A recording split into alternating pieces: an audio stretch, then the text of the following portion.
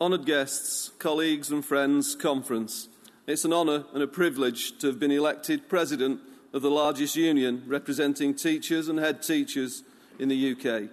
280,000 members and rising, not only the biggest but the best. I've not got here of my own volition. I owe a debt of gratitude to so many of you and others not here today who have encouraged and supported me along the way. First, to thank all of my comrades from my own association, Warrington NASUWT. Thank you.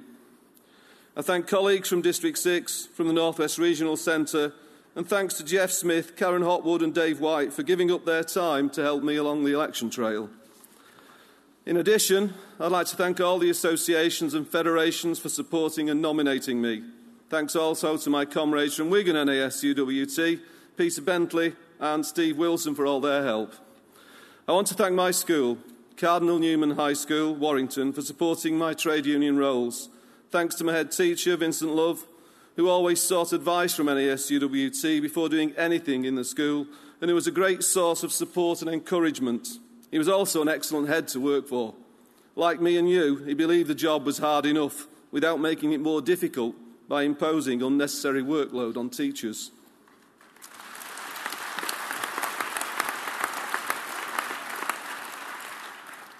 I owe a vote of thanks to Warrington Local Authority for supporting my facilities release and giving me the time to be an NASUWT officer. Teacher unions have always had an excellent working relationship with Warrington Local Authority. Long may it continue. Last but by no means least, my family. A heartfelt thanks to you, Tracy, for all the sacrifices you have made and the brilliant balancing act you've done between our home, your work and the boys. I'm sure you'll think of a way for me to pay you back. Hopefully, not costing too much in this time of austerity. Andrew, Alex, James and friends, thanks for putting up with my many rants and your support in attending numerous NASUWT rallies, meetings and conferences over the years. I thank you all. I'm very proud to be following in the footsteps of many distinguished former presidents of the NASUWT, two in recent times from the North West, Peter McLaughlin and John Mays, who was my mentor and partner in District 6 when I was first elected to National Executive. My first conference was in Scarborough, nearly said December then, in 1986. Since then, I've only missed the Jersey conference when I was whisked away for a surprise 50th birthday celebration. I was told at Scarborough that conference was a marathon. I just didn't realise how long the marathon was. You may be sat down quietly now, doing your crosswords, reading your papers, when suddenly the injustice of how teachers and our education system gets treated kicks in. And before you know where you are, you're hooked with NASUWT and all it stands for. We stand for each other, and because of that collective strength, I believe that any one of you could fulfil any role within this union if you were so minded. I certainly never thought for one day I would end up here, and I have, and I'm extremely proud to be representing the NASUWT on your behalf. When I stood for Junior Vice President, my election address supported the much maligned view in some quarters that every teacher matters.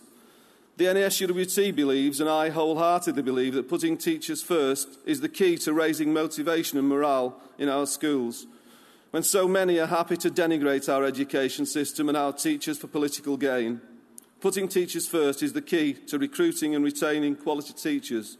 It is the key to raising standards and ensuring a quality education for all.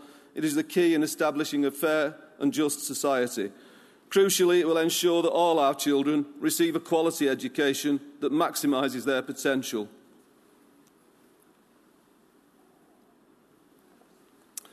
As with every child matters, I believe that throughout the devolved nations, every teacher matters.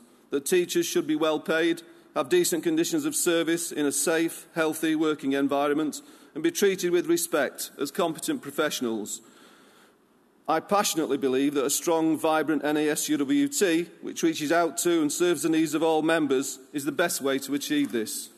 That was my opening paragraph from my JVP election address. It's even more relevant today as cut after cut hits education.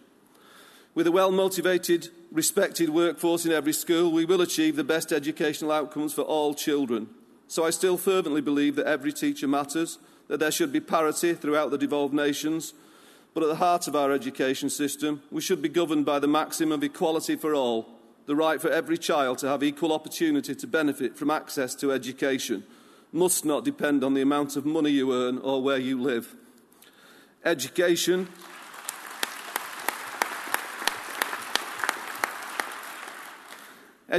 should be universal and free for all. The Westminster Coalition does not share that view. The Liberal Democrats have rolled over and allowed their manifesto pledges to be decimated. How can we trust them in the future? Perhaps their next manifesto.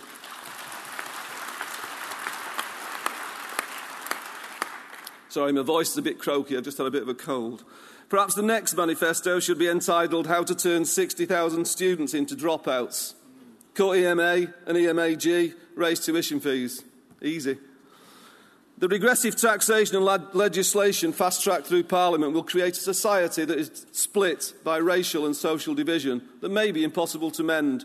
Respective governments are depriving a generation of children from the basic freedom of a quality education.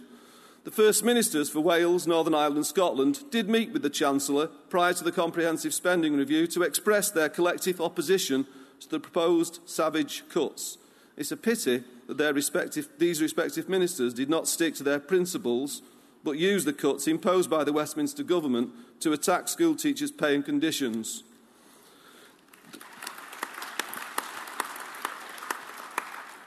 The Scottish Government has sought to undermine the agreement reached under Macron, much to the detriment of education in Scotland.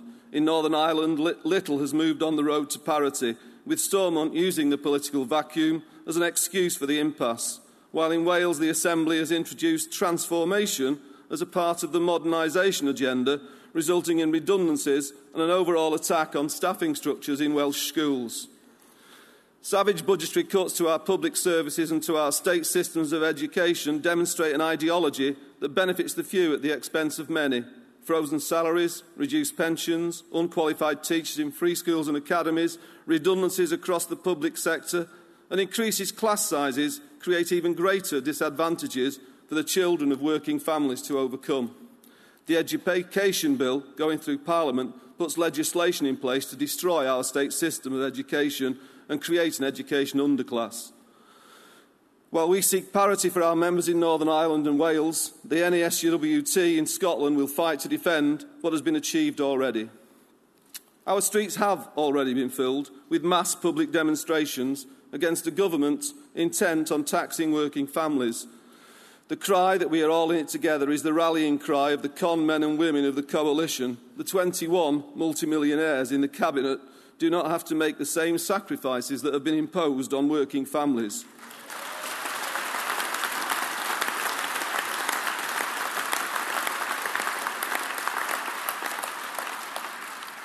Reducing disposable income through increased VAT, increased national insurance and pension contributions and increased university tuition fees, combined with sweeping redundancies in both public and private sectors. I believe that Robert Tressel was right when he said there were only two classes of people, working classes and non-working classes. It is the working families that our respective governments continue to attack through regressive taxation, while the small minority, those who do not work for a living, are left relatively